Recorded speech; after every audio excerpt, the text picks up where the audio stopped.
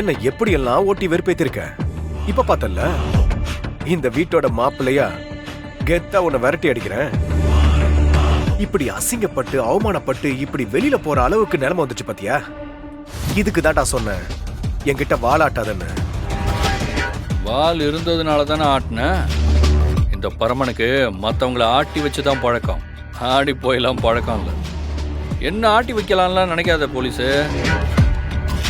அதான் கிளம்பிட்டான்ல, அப்புறம் எதுக்கு இந்த வீண் பேச்செல்லாம்? இந்த வீண் பேச்சு வெட்டி பேச்செல்லாம் பேசாம போய் கல்யாண வேலையை பாரு. போ, வந்துட்டான் பெருசா அட்வைஸ் பண்ண. போ மறுபடியும் வந்துடாத. பரமா நில்லுப்பா. என்ன பெருசு? உன்கிட்ட கொஞ்சம் பேசணும்பா. பரம எங்க வீட்டுக்கு ரொம்ப இக்கட்டான சூழ்நிலையில வந்தப்போ எங்க கூட இருந்து பெரிய உதவி எல்லாம் பண்ணான். இவன் இல்லைன்னா நாங்க அசிங்கப்பட்டு அவமானப்பட்டு இந்த ஊரை விட்டே போற நிலைமை உருவாகி இருக்கும்.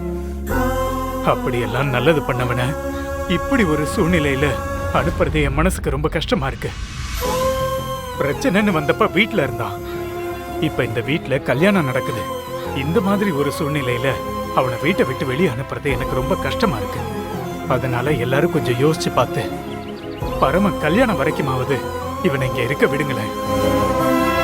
அப்பா, ரிஷி சொல்றாருல்ல, அதுக்கு மறு பேச்சு பேச வேண்டாம், விட்டுருங்க.